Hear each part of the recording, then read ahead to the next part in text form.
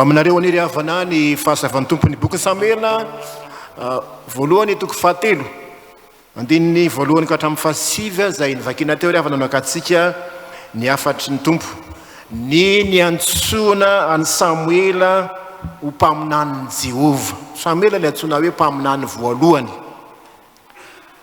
Hafa loatra ry havana ny tantaran'ity Samoela ity satria ny renin'ny Samoela dia tsy niteraka fa nangataka tamin'Andriamanitra izy, nalahelo tare dia noenon'Andriamanitra ny vavaka nataony tao amin'ny tranon'Andriamanitra dia nahazaza izy. Ary rehefa nahazo an Samoela izy dia nivoadiny hoe atoly an'Andriamanitra i Samoela. Ny toko voalohany ihany nivoady izy ka nanao tamin'i Jehovah hoe Jehovah tompony maro raha itsinjo tokony alahelo ny ankizivavinao ianao ka tsy aro ary tsy anadino ny ankizivavinao fa nome zazalahy dia omeko an'i Jehovah kosa izy amin'ny andro rehetra iainany ka tsy hokasikareza ny lohany. Fanomezan'i Jehovah i Samoela dia nitanterahany reniny Samoela zany ny voadiny zany dia voany saran'olo izy dia napetrany tao amin'ny tempoly niaraka tamin'ny Eli dia tao ny zaza noho ny lehibe tsy gaga sika raha misy tenany hoe dia nanao fanompoam-pivavahana tamin'i Jehovah teo ny atrehany Eli. Mbola kely mbola zaza dia tao an-tranon'Andriamanitra. Voalaza etiny hoe tsy niteny firy Andriamanitra ary tamin'izany andro zany efa naalana ny tenin'i Jehovah tsy nisy fahitana ny seho loatra. Any manomboka eto zany tantaran'ny mpaminany vao nomboka hiteny indray Andriamanitra nisy fotoana nangina Andriamanitra. Misy tantarana ampalahelo mahatsiravana hita ao aloha ao. Ny zanaky ny mpisorona, ny zanaky ny mpisorona dia nanatoetra ratsy satria nanararaotra nanarao-pahefana nanararaotra nandroba ny fanatitra entinao amin'ny tempoly ny aina tamin'ny fitondratena ratsy fa vetavetana aranofo tsy mba ny ainy ny feon'ny rainy. Ary Jehovah zany teny tamin'ny Eliny hoe tsy mba nanome voninahitra azy, ny zanany indray nomeny voninahitra. Vakiny toko faharoa manontolo fa ao misy zany tantara zany tena tanora tsy mahay miaina zay lazana azy satria feny faharatsiny ny zanaky ny mpisorona eto, ny zanaky ny mponompon'Andriamanitra. Fa itsy andaniny kosa nefa misy Samoela mbola zaza, tena zaza nakato ary nanompo an'Andriamanitra tao amin'ny tempoly zay fianarana tokoa ao antsika izany. Mazoto mivavaka ao amin'ny tempolin'Andriamanitra, mandray anjara, manampy ny mpisorona. Zany ny asan'ny Samoela eo, mikarakara ny fitaovana ny 120 mamovaravara ny trano n'Andriamanitra. Zany no asa nataony tao. Tena nanao fanompoam-pivavahana tokoa zay ny volaza azy. Miantso ny olona rehetra ny tompo, miantso mbola zaza izy, miantso ny tanora izy, miantso ny lehibe izy, miantso ny am-perinasa izy, miantso mpatsampanjakana izy, miantso ny mpanota rehetra izy. Miantso n'Andriamanitra ry havana dia tsy mba izahany tavan'olona. Alohan'ny jerevantsika ary zany fizarana voalohany zany dia anao hira telo avy hatrany ny roy memy ode raiko tsara ro tsara aoketsy. Orin'izay dia jerentsika ny toko voalohany. Ny antso n'Andriamanitra dia tsy mba izahany tavan'olona.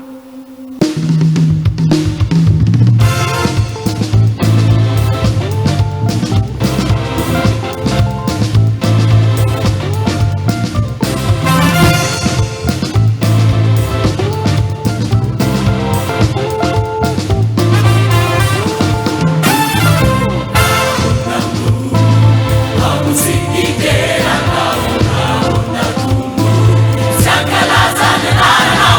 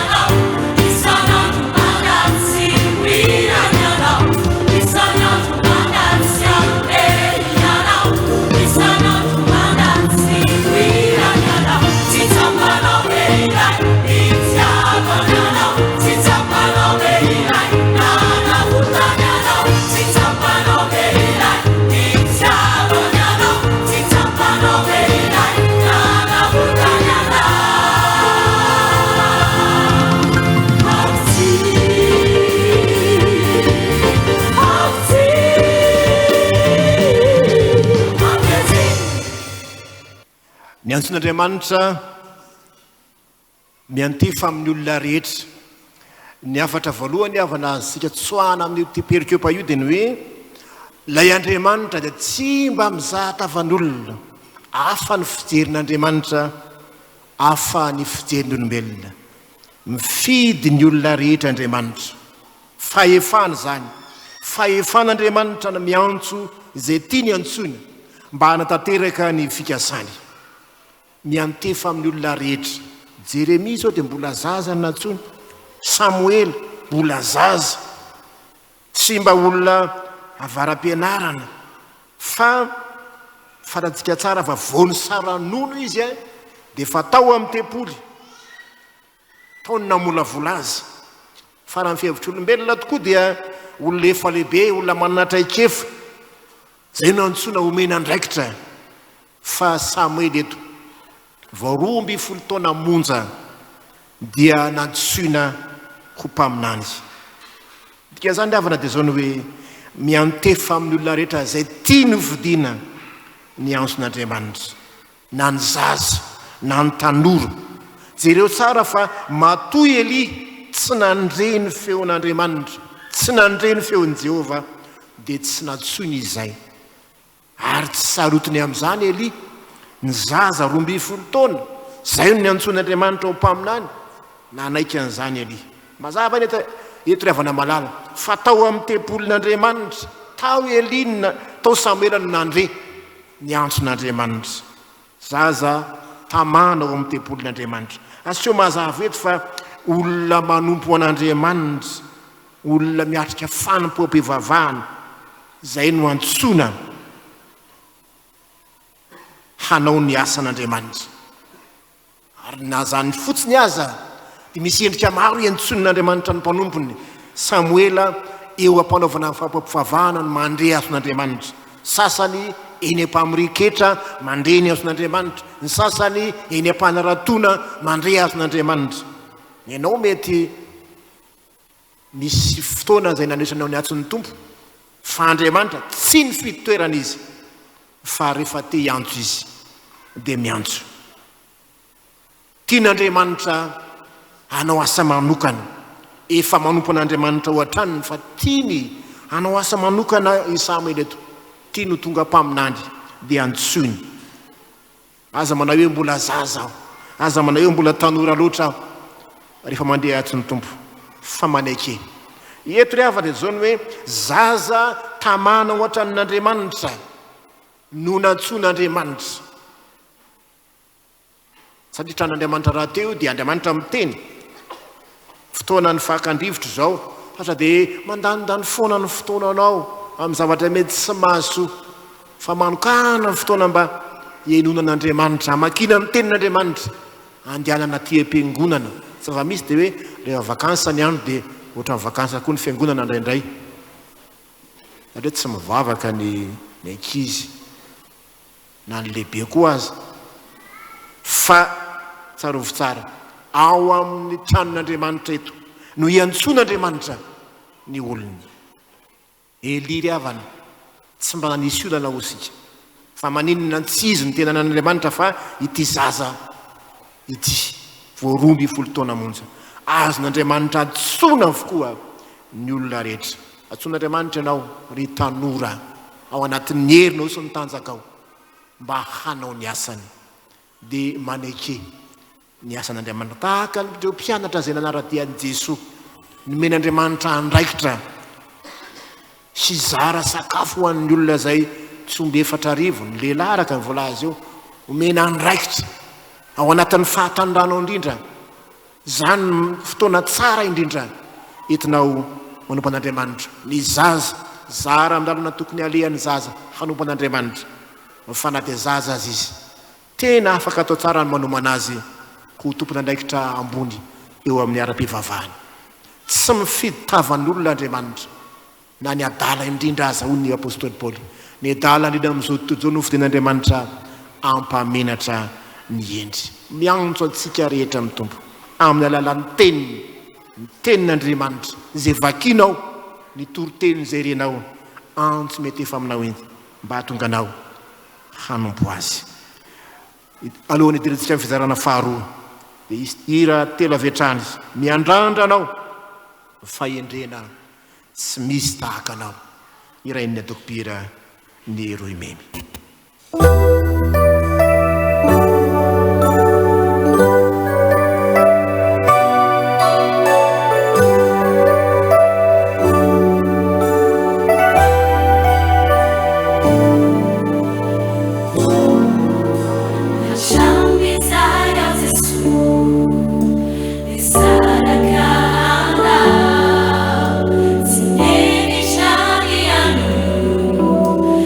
Não existe a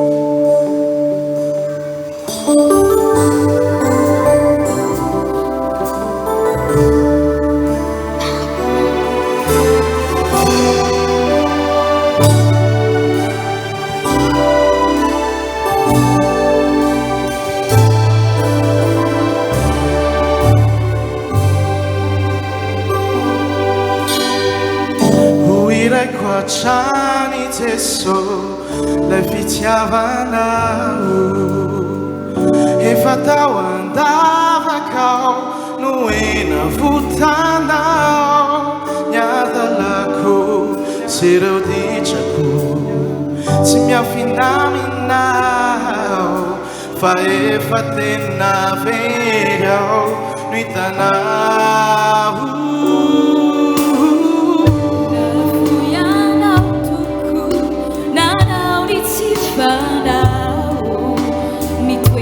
Tao anaty aizina nanaraka-izao fiainan'izao sofateo ilay fitiavanao Jesosy nanaiky niandray anao sofateo ilay fitiavanao tsy misy takanao tsy misy takanao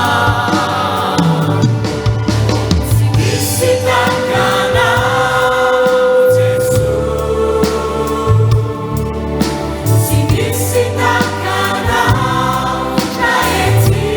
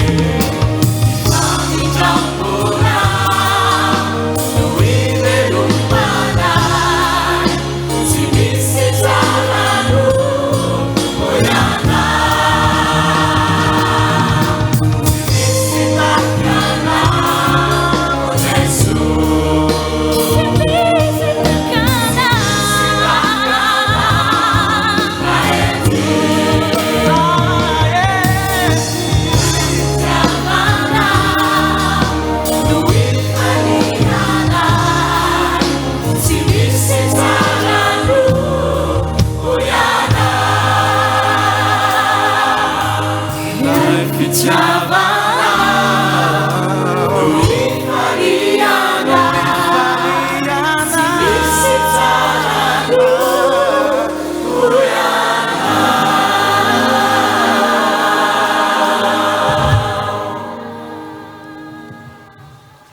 antson'Andriamanitra dia miantefa amin'izay olona vonina ankato azy. Raha sitraka ao avana dia bavakitsika miaraka ny andinin'ny fahasivy amin'ny Samoela voalohany toko fahatelo teo any andinin'ny fahasivy amin'ny anaran'i Jesosy manao hoe ary oily tamin'ny Samoela andeha mandriany ary raha tahiny miantso anao izy dia valio hoe mitenena Jehovah fa miainy ny mpanomponao ajanontsika eo. Ahoana mivaliana hoe rehefa manontany Jehovah mitenena Jehovah fa miainy ny mpanomponao, miantso ny tompo ary io asin'Andriamanitra io dia miantefa ho an'ny olona izay tena vonina ankato azy. Fantatsika tsara efa nambara teo zany tantaran'izany Samoela zany, voateraka izy any saranono dia napetraka tao amin'ny trano tao amin'ny tempoly niaraka tamin'ny lehilahy antitra efa pahana masony. Tsy mba nidongy andeha dia oty amin'izay fa tsy tamana amin'ity trano miaraka amin'ity rangabe amanay amin'ity tsy zany. Isa-taona vao mba mividanana akanjo kely. Zay ny voalaza mody vidanany reniny akanjo isa-taona. Dia tsy kely anay isam-bolana. Isaky mahita fripo dia mitsongoloka kely aloha manao mitady akanjo. Isa-taona nge Samoela va nahazo akanjo e. Nakato izy. Ary jereo tsara ny fihetsika Samoela eto. Vao maheno feo. Dia ahoana izy? Inty aho. Satria iveriny fa Eli no miantso azy. Dia miantso, inty aho. Zaza, pakato. Tsy indray mandeha amin'ny andro alina efa matory no foaziny ilay teny ry Samoela. Inty aho, misarongatra vao miazakazaka makany amin'ny Eli. Inty aho tompo fa niantso ahy ianao. Tsy niantso anao aho izy Eli. Na Eli raha tsy mahalala kory hoe Jehovah ingeny miantso. Ndana matory ihany dia matory miantso. Intelo ny verina niantso. Zay vao nahatsapy Eli hoe ay Jehovah zany miantso zany. Ny isa-telo zany dia tena fanehoana hoe tena avy amin'Andriamanitra, antson'Andriamanitra io. Andriamanitra tsy miantso antsy foana zany. Fa misy antony manokanao. Mampiseho koa eto avana malala fa tsy mora akory no mandray izany antson'Andriamanitra zany raha tsy olona tena vonina andray ampanatretena ilay olona antsoina. Ny fiverimberana ny teny eto ry havana malala ny veriny telo ry Samoela dia tao fanomanana sady any Samoela zany. Fanomanana ny Samoela hiaino an'Andriamanitra hanokatra ny fony satria mpaminany tsy miteny ny mpaminany raha tsy mandray feo mandray antso avy amin'Andriamanitra. Ny antso mety efa amin'ny Samoela eto dia sary ny antsony koa ataon'Andriamanitra amin'ny olona rehetra. Ho antsika kristianina, ho antsika mpivavaka, ho antsika tanora, miantso ny tombo. Matetika miantso indray mandeha indroa intelo izy, fa isika indraindray ny tsy manoina, tsy vonina hanao ny asany. Impiry moa izy tsy efa miteny mandihana metoriny filazany tsara, fa isika indraindray toa manao be marenina. Tsarovy ry havana. Any amin'ny andinin'ny fahafolo vao nanohy ny teniny Jehovah. Ary avy Jehovah dia nitsangana ka niantso toy ny teo ihany hoy ny andinin'ny fahafolo. Ry Samoela dia namaly Samoela hoe mitenena fa miainy ny mpanompoana. Dia niteny an'izay Andriamanitra. Olona vonina hankato.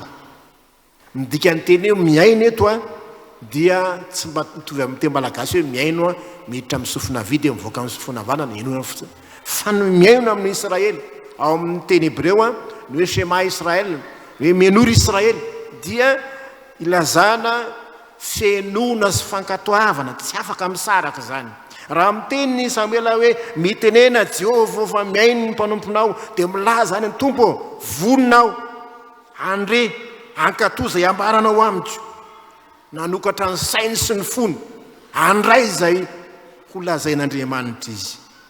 Zaza mpankatoa, tsy mpankatoa ray aman-dreny ihany, mpankatoa ny Eliza io lanitaiza azy, ary mpankatoa an'Andriamanitra. Niantson'Andriamanitra tsy mety efa amin'olona be marenina tsy te andeha, fa hitatsika tsara fa rehefa voniny Samoela, rehefa voniny izy hanokatra ny fony hankatoa, dia nambaran'Andriamanitra amin'izay ny hafatra. Zay ny hafatra goavana resahana eto. Rehefa voniny ianao hanokatra ny fonao, maniraka anao ny tompo. To milaza zany avana malala fa Andriamanitra tsy manao tery vaimanta akory ny Andriamanitsika, fa mitady olona izy, tena ho mpiara-miasa aminy, tena vonina anao ny asany. Ary rehefa voninao amin'izany anao dia sokafo ny fonao, mivonona hankatoa ny tenin'Andriamanitra, fa mitady olona Andriamanitra, mitady olona hanambara ny teniny Andriamanitra amin'izao andro ankehitriny zao, mitady olona hanambara ny teniny, hampahery ny vahoaka izay reraka sy kivy amin'izao fiainana izao. Io Andriamanitra io, ianao anatin'ny hery sy ny tanjaka, tanora, mbola zaza, mifonona handray ny tenin'Andriamanitra hanao ny asany. Ary rehefa tenenin'Andriamanitra, rehefa anary ny tenin'Andriamanitra, dia mahaiza manetry teny, mahaiza manetry teny. Sokafo ny fonao. Jereo tsara Samoela eto, rehefa nitoroany Eli hevitra, dia tena nitanterahany arabaka teny zany. Hoy ndana matory dia lasa natory, rehefa miteny dia ataovy zao dia nataony, fa tsy miseho azy be mafilo ka mandeha amin'izay tiany, fa tena niaina tokoa ny fankatavana ny tenin'Andriamanitra izy. Nendray isika angeravana malala io, isika zay efa malala ihany manahirana indrindray, isika olom-boafidy, isika zay mandre ny tenin'Andriamanitra isan'andro ihany, ohatra mivantana amin'izany hoe ny zanaky ny mpisorona ihany ane, olona ao anaty fiangonana ihany ane, ndraindray ny manondrane, manahirane, manao fanahin'iny. Vao nambara teo ny hoe tena zanaka mpisorona, olona ao anatin'ny fanompoanan'Andriamanitra, nefa manao zavatra tsy araka ny sitrapon'Andriamanitra, olona mandre feo isan'andro tranandro, feon'Andriamanitra, tenin'Andriamanitra, nefa tsy matahotra an'Andriamanitra. Tsy izany sika ravana malala, tsy izany ane isika, fa rehefa mandre ny atsony tompo ianao dia sokafo ny fonao, mivonona hankatoa azy, ary mifalira mba anisan'izay olona atsony tompo anao ny asany anao, fa atokisany anao zay. Dia tsareo voriavana, nira faran'izay ataon'ny istiketiny hoe tsy maintsy misy fetra nge ny fiainantsika ety, tsy maintsy hiala ety ingetsika, dia rehefa hiala aty sika dia inona mba avalitsika ny tompo eo anatrehany, hoe naninona ianao, inona nataonao, inona nandaninao, ny androm-pahatandrahanao, ny androm-pahavelomanao. Nakato ny tenika ianao sa tsy nakato? Olo mba ho antso ny mpino, olo mba ho antso ihany koa ianareo tanora, nareo ankizy. Ary rehefa tsy ny tompo, ny an'i Samoela dia ho mpaminanin'Andriamanitra, fa ianao koa hitory ny filazany tsara amin'ny alalan'ny hira, amin'ny teny sy ny fihetsika, amin'ny fomba maro hitaona olona ho an'ny Kristy, dia mahereza ny tompo momba anareo. Hira farany raha ho avy izay hialako. Vita ny hira farany dia mitsangana ny olona zay anao ny vavaka fangatahana aorina ny hira farany.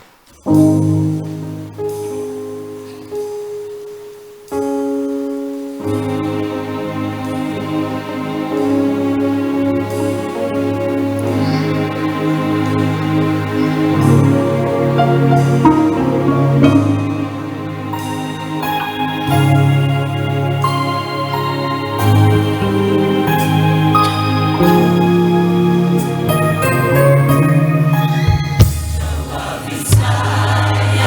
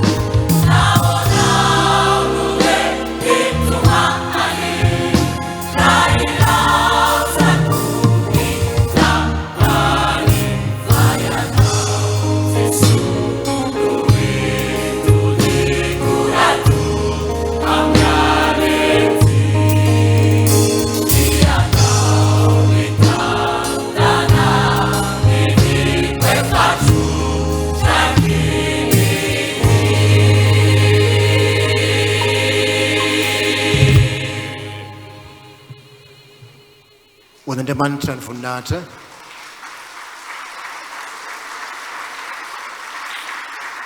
Amen.